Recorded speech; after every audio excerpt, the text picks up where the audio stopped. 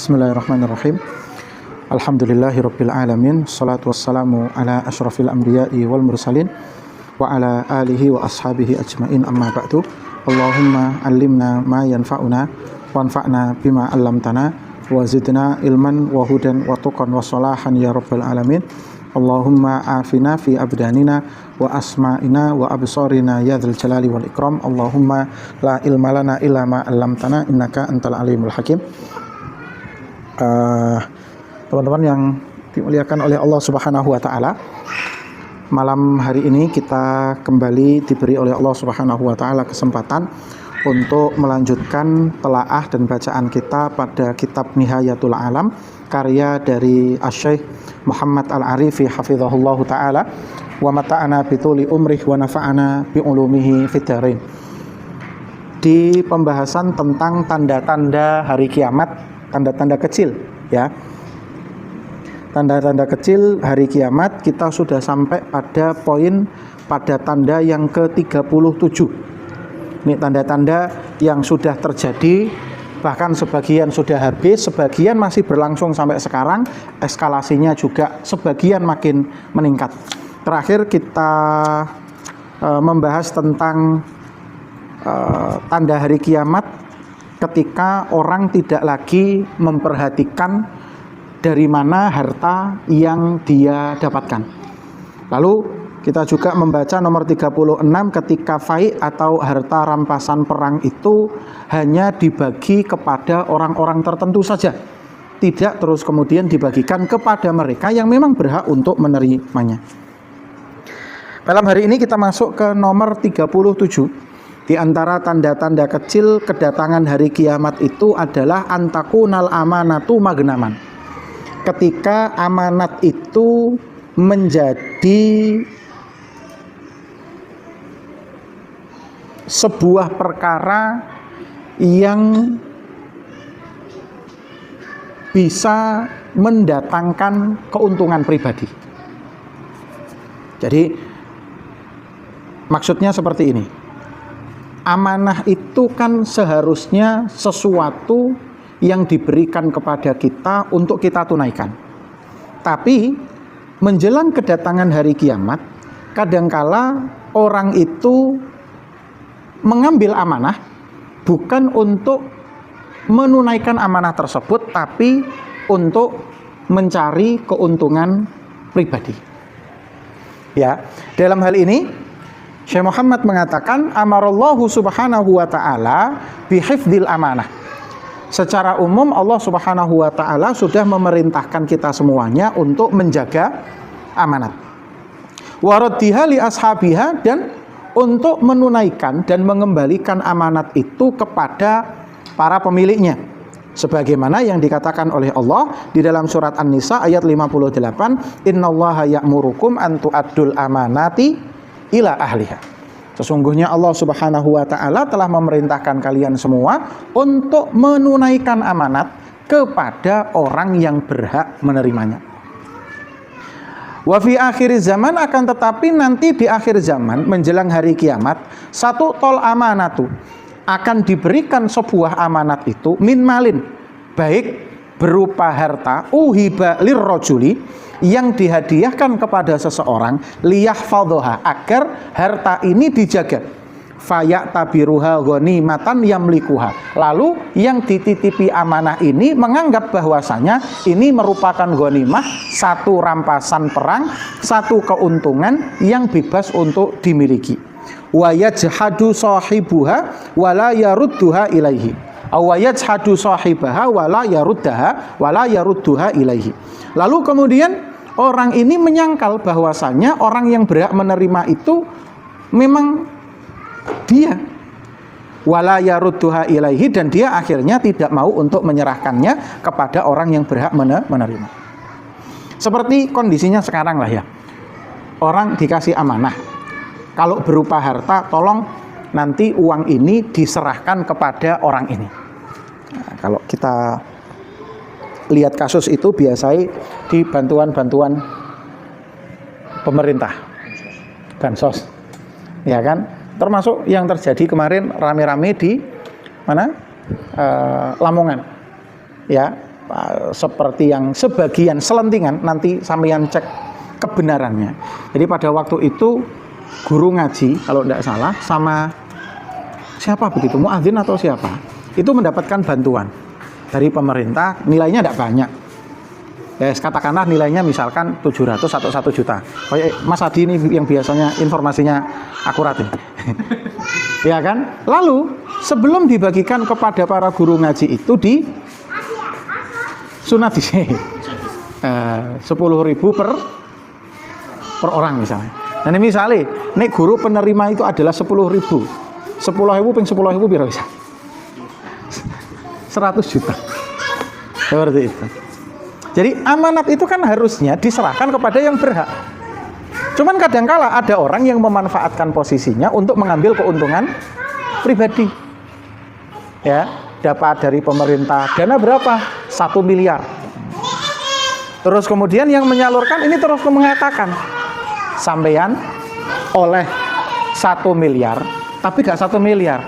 Sing tak enakno sampeyan 500. Engko 500 sih gawe kita.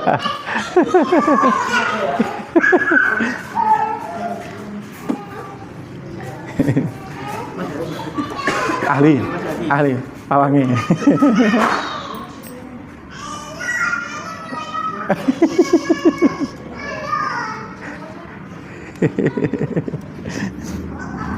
Seperti itu ya. Dan itu merupakan salah satu tanda bahwasanya kiamat sudah semakin dekat. Apalagi kalau terus kemudian hal yang seperti itu dibuat menjadi sebuah sistem yang dilegalkan. Padahal itu ilegal. Jadi ketika amanah itu tidak lagi menjadi sebuah tanggung jawab, tapi wasilah media untuk mengeruk keuntungan pribadi. Ya, hati-hati kasus-kasus ketika orang diserai uang itu terus kemudian uangnya diambil untuk dirinya pribadi, padahal niatnya adalah digunakan untuk kemaslahatan umat. Ngomongi loh, kan saya bagian dari umat, ya, tapi ojo dipangan kabeh rek, dipangan dewi. Ya seperti itu. Umat yang lain juga membutuhkan kayak begitu. Ini yang ke-37. Jadi amanah itu tidak disampaikan, justru dimakan pribadi. Kemudian yang nomor 38, di antara ciri-ciri kecil, tanda-tanda kecil kedatangan hari kiamat adalah Allah tatiba nufusun nasi bi ikhraji zakatihim. Ketika orang itu merasa tidak nyaman untuk mengeluarkan zakat. Karena apa? Az-zakatu maghram, karena mereka menganggap bahwasanya yang namanya zakat itu merupakan sumber kerugian yang membuat harta mereka akan semakin menjadi sedikit. Ya, nanti di hari kiamat akan muncul orang-orang ini. Dulu pasca Nabi Shallallahu Alaihi Wasallam meninggal, sudah muncul gelombang besar. Di samping orang-orang murtadin adalah mereka yang tetap beragama Islam, mau menunaikan sholat tapi enggan untuk membayar zakat. Tapi alhamdulillah dengan ketegasan dari Khalifah Abu Bakar As-Siddiq, orang-orang ini kemudian diperangi, sebagian besar kemudian kembali mau untuk menunaikan zakat. Nah sekarang ketika mekanisme itu, maksudnya itu apa yang dilakukan oleh Abu Bakar As-Siddiq tidak lagi ditegakkan, maka banyak orang-orang itu yang enggan untuk menunaikan zakat. Buktinya apa? Buktinya adalah apa yang dikeluarkan oleh Badan Amil Zakat Nasional, ya, yang berada di bawah pengawasan langsung dari Pak Presiden itu 2024 itu dikatakan bahwasanya potensi zakat itu bisa sampai 328 triliun. Kalau tidak salah, angkanya sekitar itu. 328 triliun. Tapi zakat yang dibayarkan tahun 2023 itu tidak sampai 28 triliun. Artinya apa? Masih ada zakat terutang itu sekitar 300 triliun. Sampeyan bayangkan ya, ada zakat yang diutang dan tidak dibayarkan oleh orang-orang itu sekitar 300 triliun. Akeh ta saiki? Ya, wah akeh. 1 triliun itu sampean ngertian. Bahasane wong biyen, bahasane bocah-bocah biyen. 1 triliun itu 1 juta cetek-cetek. 1 triliun. 300 triliun berarti 300 juta cetek-cetek. Seperti itu. Ya. Bayangkan dengan uang 300 triliun sampeyan iso tuku 300 Cristiano Ronaldo. Iso itu. Sampeyan dadi ana penyerang kabeh wis gak usah ana kipere. Ben main bal-balan pasti menang. Seperti itu. Sampeyan ape gawe apa dengan uang 300 triliun itu bisa. Ya, amin ape tuku klub bola ndi. Ya, bisa. 300 triliun. Bayangkan 300 triliun itu 1000 berapa? 1 triliun itu kan 1000 miliar ya. 1000 miliar. Ya, 1000 miliar. Kita nggak bisa mikir itu. La haula wala quwata illa billah. Nah, hari ini kita menghadapi situasi yang seperti itu. Banyak orang-orang itu yang ketika mengeluarkan zakat merasa nggak nyaman. Ya, lapo aku kok bayar zakat? Wong iku duit-duit, aku kerja dhewe, lapo kok dinakno wong liya. Bahkan ada ukurannya. Ya, itu membuat orang merasa nggak nyaman untuk melakukan hal tersebut karena dianggap engko aku dadi kere, engko aku duitku kurang dan lain sebagainya. Padahal menurut beliau al aslu antatiban nafsu bi ikhraji zakatil mali wa dhahabi wa ghairiha. Aslinya jiwa itu, seseorang itu hendaknya merasa nyaman saat dia mengeluarkan zakat. Ya, baik zakat mal maupun zakat fitrah maupun zakat-zakat yang lainnya. Karena apa? Li'annaha tuhratun lil mali. Karena zakat itu merupakan wasilah untuk mensucikan harta, wa qurbatun ilallahi, dan sarana untuk mendekatkan diri kepada Allah Subhanahu wa taala. Walaisat daribatan wala gharamah. Bukan pajak maupun bukan uang denda yang diwajibkan oleh Allah Subhanahu wa taala kepada setiap muslim. Ya, karena konsep zakat itu sangat berbeda dengan konsep pajak. Ya, kalau kita sekarang yang ada di Indonesia yang namanya pajak itu yo dikenakan kepada semua orang. Ya, termasuk kita. Ya, sampean live ngene iki lho kena pajak. Ya, sampean nulis ngene iki lho kena pajak. Ya, mungkin sampean ambekan lho kena pajak. Di Indonesia. Ya, di Indonesia seperti itu. Yo awak dhewe ape turu lho kena pajak. Lho kok iso? Ya iya. Sampeyan turu kan nganggo kasur. Kasur iku tuku tak iki.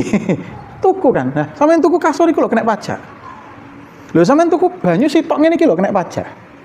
Sekarang 11% kan. PPN itu. Ya, Masya Allah. Berbeda dan dia dikenakan kepada semua pihak, enggak peduli mau kaya ataupun miskin. Ya kan? Sing sugih engko kena maneh. Ada namanya PPH, pajak penghasilan. Ya, seperti itu. Nanti sampean tuku motor, tuku sepeda kena pajak mana? Kok wae dipajekin? Ya, seperti itu. Nah, tapi kalau kita berbicara zakat, konsepnya adalah keadilan. Karena apa? Zakat itu diwajibkan hanya untuk orang yang mampu. Yang tidak mampu, dia tidak wajib untuk membayar zakat. Mampunya seperti apa? Mampu yang membuat dia dianggap sebagai orang kaya. Nah, orang itu kan nanti terbagi menjadi 3 ya. Kalau dalam perspektif zakat ya, 1 orang fakir atau miskin, ya, 2 orang mampu, 3 orang kaya. Nah, orang mampu ini uang sing kehidupannya berkecukupan tapi dia tidak wajib bayar zakat. Seperti itu. Nah, orang kaya itu yang sudah mencapai nisab. Ya, makanya zakat itu sangat adil. Kalau hartanya tidak mencapai kadar tertentu, dia tidak diwajibkan untuk zakat. Dan ketika dia mengeluarkan zakat, hakikatnya dia itu sedang membuat roda ekonomi terus berputar. Bayangkan, misalnya wong-wong sugih gak gelem bayar zakat, wong kere gak duwe duit, barang sak murahe kaya apa, gak ngira iso tuku. Maka pabrik berhenti karena stok barang masih banyak, sedangkan tidak ada yang membeli. Terus kemudian ketika pabrik berhenti, karyawannya PHK KB. Ketika karyawan di PHK, maka bosnya kelimpungan, gak punya pemasukan lagi. Jadi ketika zakat ini tidak diberlakukan, maka perekonomian akan jatuh, mandek. Tidak ada aktivitas ekonomi sama sekali. Makanya di dalam Al-Quran itu dengan jelas salah satu dampak yang ditimbulkan oleh zakat positifnya adalah kaila yakuna dulatan bainal aghniyai minkum. Agar harta itu tidak hanya berputar pada orang-orang yang kaya saja. Ya, tidak dimonopoli oleh orang-orang yang kaya saja. Orang yang nggak punya juga bisa menikmati. Salah satu caranya adalah dengan adanya zakat. Kayak begitu. Nah, tapi ketika orang sudah enggan untuk membayar zakat, orang-orang miskin tidak diberikan haknya untuk mendapatkan bantuan, maka nanti ekonomi akan gonjang-ganjing. Maka bersyukurlah nek misalnya sampeyan duwe akeh terus kemudian sampeyan gelem membantu orang-orang yang membutuhkan. Karena dengan itu sampeyan akan menjadi satu wasilah agar ekonomi itu tetap terus berjalan. Ya, serius. Nanti kalau tidak ada, ekonomi ini akan mandek semuanya. Ya, seperti itu. Wa fi akhir zaman, dan nanti di akhir zaman yantasirul jasya'u wasyuhu akan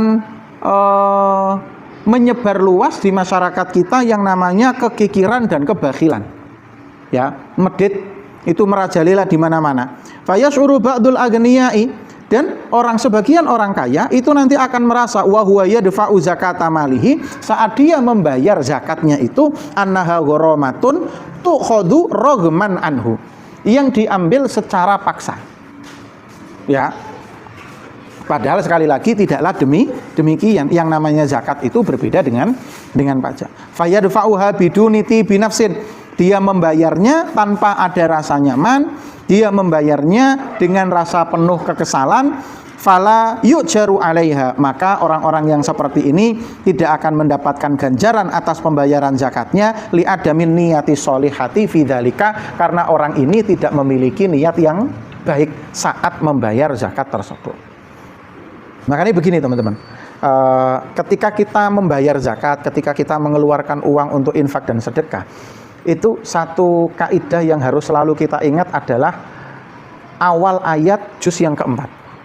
Ketika Allah mengatakan lan tanalul birra hatta tunfiku mimma tuhibbun, kalian tidak akan mendapatkan kebaikan kecuali kalian menginfakkan, mendermakan apa yang kalian sukai, atau sebagian dari apa yang kalian sukai. Jadi nek ngekei uang iku usahakan ojo sing gak disenengi. Ada sebagian orang yang kalau memberi orang itu digoleki di sing wis sampai kadaluarsa yo. Kayak begitu. Janganlah. Ya, jangan. Kasih yang terbaik. Ya. Kasih yang terbaik. Sedangkan yang tidak kita senangi itu yo sisakan untuk diri kita, jangan diberikan kepada orang lain. Kalau kita terbiasa memberikan apa yang tidak kita senangi, ya mungkin kebaikan Allah juga tidak akan kita dapatkan. Atau mungkin kita dapatkan tapi hasilnya tidak maksimal. Tentu sampeyan jeeling ceritane Qabil dan Habil itu ya. Ketika Qabil kemudian mengorbankan sebagian dari hasil pertaniannya, tapi yang diambil justru yang jelek-jelek, sing wis ape bosok, ya kan, diberikan kepada Allah Subhanahu wa taala. Jangan seperti itu. Nah, yang seperti itu justru tidak akan diterima oleh Allah Subhanahu wa taala. Berikan yang terbaik. Apa kira-kira yang bisa kita berikan yang terbaik? Karena dengan kita memberikan yang terbaik, selain pahala ganjaran dari Allah Subhanahu wa taala, menyenangkan orang lain, kita juga insya Allah akan mendapatkan ganti yang lebih baik lagi. Karena apa? Kita pasti akan mendapatkan khair, kebaikan dari Allah Subhanahu wa taala. Ya, jadi keluarkan apa yang kita punya dan berikan yang terbaik. Seperti itu. Kemudian yang nomor 39. Nah, di antara tanda-tanda kecil semakin dekatnya hari kiamat adalah ta'allumul ilmi li ghairillah. Ini. Aduh. Orang belajar tapi niatnya duduk karena Allah Subhanahu wa taala. Ya, belajar ilmu apa? Tapi ini malah justru sekarang jadi fenomena. Merajalela di mana-mana. Enggak sampean jajal tah. Bikin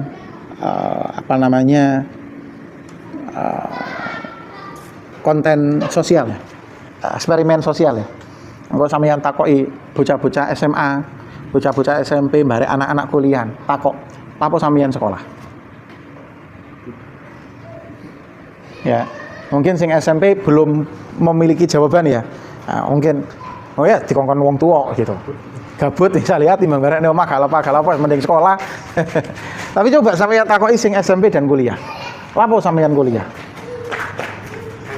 Mungkin ya, hampir tidak ada yang terus kemudian mengatakan mereka kuliah itu karena ingin mencari ilmu, menghilangkan kebutuhan bagi dirinya sendiri sehingga lebih mengenal Allah Subhanahu wa taala. Hampir enggak. Kita ini ada di suatu masa yang ilmu itu dijadikan tunggangan untuk mendapatkan jabatan, untuk mendapatkan hal-hal yang bersifat duniawi. Ya, seperti itu. Nah, bahkan itu juga ya sebenarnya gini. Ketika kita belajar, niat awalnya itu ya jangan diniatkan untuk apa ya? Untuk hanya sekedar itu tok, mengejar hal-hal yang sifatnya duniawi. Tapi kita memiliki niat yang lebih mulia daripada itu. Ini merupakan perwujudan dari penghambaan kita kepada Allah Subhanahu wa taala. Ya, seperti itu. Apalagi kalau terus kemudian yang sedang kita cari adalah ilmu agama. Ya. Jangan sampai lah. Di sini dikatakan al-aslu an yata'abbadal insanu bi ta'allumil ilmi syar'i wa nasrihi wa ta'limihi. Aslinya manusia itu dianjurkan untuk beribadah. Salah satu caranya adalah dengan belajar ilmu, terutama ilmu-ilmu syar'i.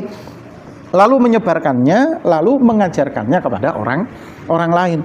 Sebagaimana yang dikatakan oleh Allah, sebagaimana yang dikatakan oleh Nabi Shallallahu Alaihi Wasallam dalam hadis yang diriwayatkan oleh Imam Tirmidzi, Innallaha wa malaikatahu wa ahlas samawati wal ard. Sesungguhnya Allah dan para malaikat dan penduduk langit dan bumi, hatta namlah sampai semut, fi juhriha yang ada di lubang-lubang tanah. Wahatal hud sampai ikan paus fil bahri yang ada di lautan la yusalluna ala muallimin nasi al khair.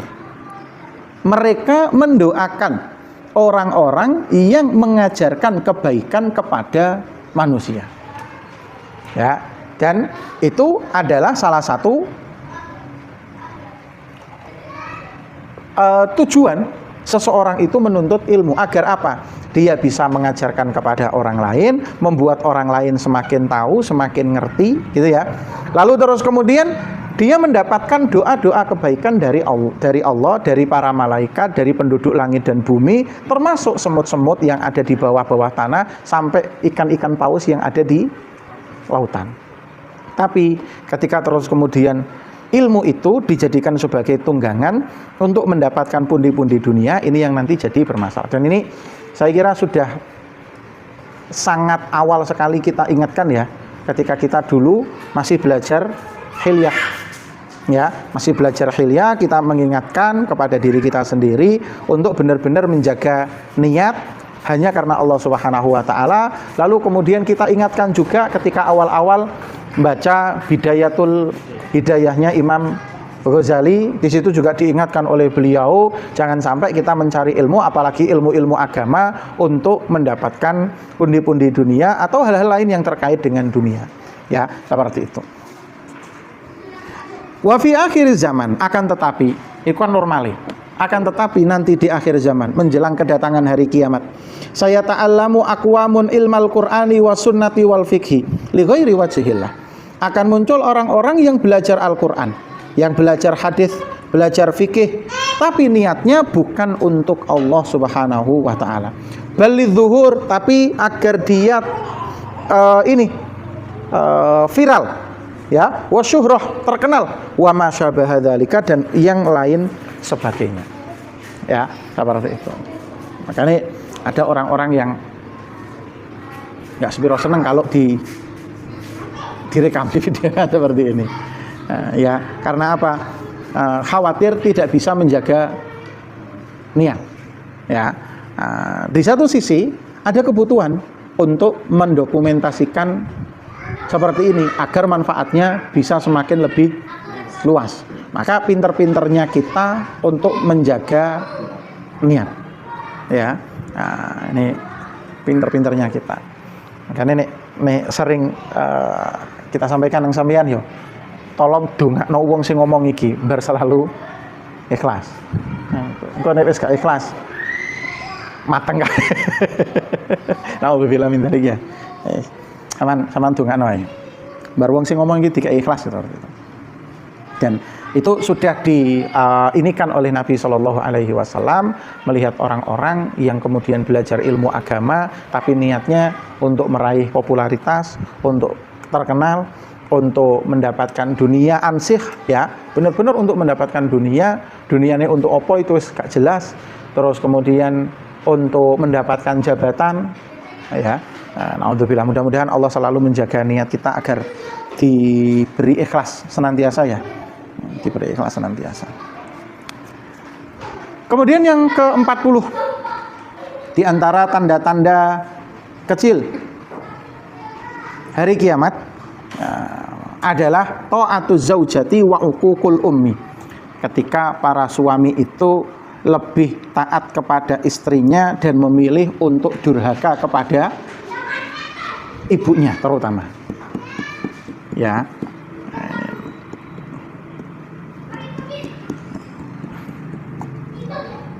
Wa hadza min alamatis saah, dan ini merupakan salah satu dari tanda-tanda semakin dekatnya hari kiamat. Apa itu? An ya'uqar rajulu ummahu, ketika seorang laki-laki durhaka kepada ibunya,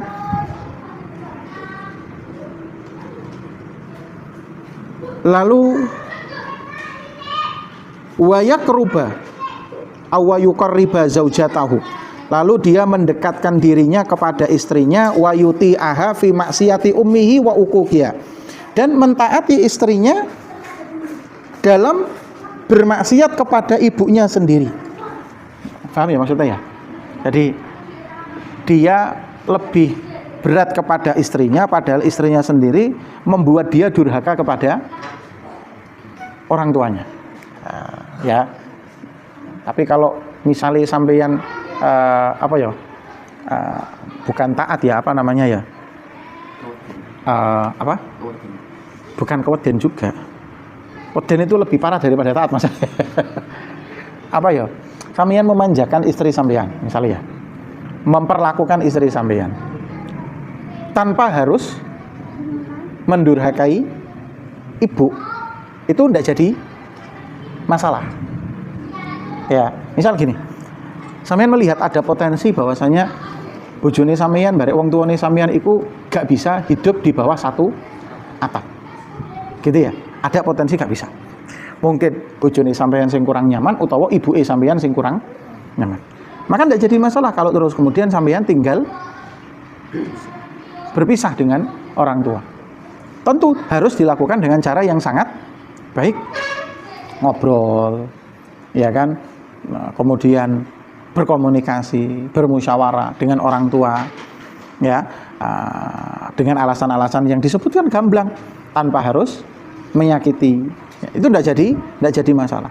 Sing jadi masalah adalah ketika orang itu seperti ceritanya siapa sahabatnya Kanjeng Nabi itu jenenge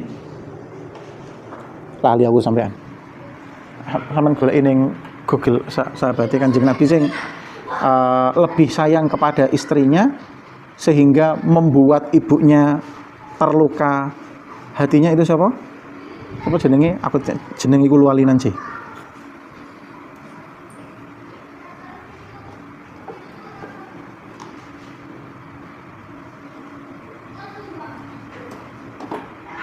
Juraij.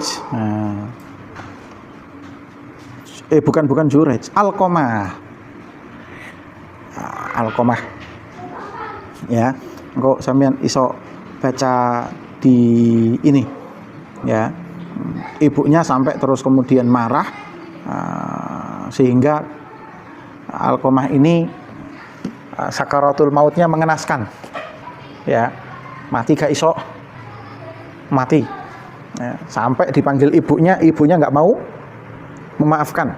Nah, ya, karena apa? Dia berbuat kesalahan, lebih mengutamakan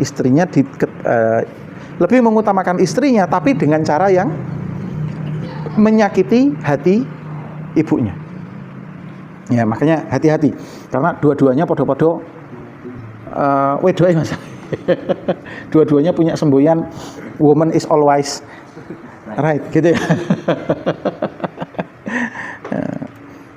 Dan apalagi kondisi kehidupan rumah tangga dan sosial kemasyarakatan kita itu hari-hari ini dipenuhi dengan tayangan-tayangan yang di satu sisi menggambarkan sebagian realita, tapi di satu sisi membawa pengaruh yang tidak baik juga. Contoh yang terbaru yang sering lewat di beranda media sosial saya adalah keluarga suami adalah hama. Enggak, saya ngerti. Sering lewat di beranda saya. Cerita tentang gitulah keluarga suami yang dianggap sebagai hama, di ibunya yang juga begitu, ya, sama engko delok dhewe. Itu sangat tidak ideal sekali. Ya. Jadi jangan sampai kita menyakiti salah satu dari keduanya, apalagi wabil khusus ibu ya. Nah, seperti itu. Jangan sampai sampeyan ngaboti bojone sampeyan tapi nglarakno atine wong tuwa. Ya. Begitu pula jangan sampai terus kemudian sampeyan ngaboti orang tua tapi dengan cara nglarakno atine bojo. Ya, jangan sampai seperti itulah. Komunikasikan yang baik, nanti dicari solusinya seperti apa. Karena terakhir di kehidupan nyata juga ada kasus kasus rumah tangga sampai berakhir pada perceraian. Sebabnya apa? Keluarga laki-laki. Nyata real, orangnya cerita kepada saya, cuman saya tidak berani ngasih solusi apa-apa karena memang saya tidak tahu cerita dari dua belah pihak, ya, seperti itu.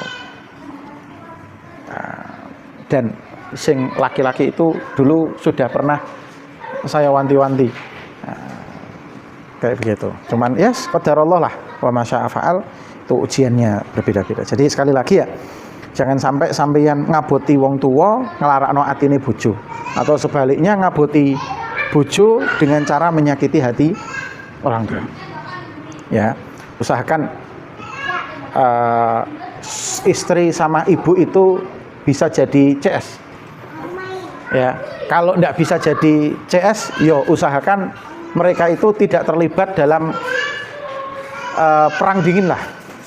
Apalagi kalau sampai perang dunia ketiga, jangan sampai. Na'udzubillah min dzalik ya, na'udzubillah min dzalik. Awil abi fi akatsirin minal ahyan, atau bisa juga masalah dengan bapak dalam beberapa kasus. Wa hadza dzahirun al-yaum, dan ini banyak terjadi hari ini ya. Ya mungkin karena faktor si laki-lakinya juga atau gimana, tapi banyak kasus-kasus yang seperti ini.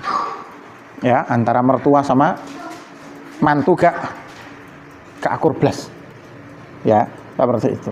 Fatarul fi katsirin minal ahyan taskunu fi baitin wahdaha. Kadangkala kita mendapati ada seorang ibu yang tinggal di sebuah rumah sendirian, la yakadu yaroha abna'uha aw yazuruha.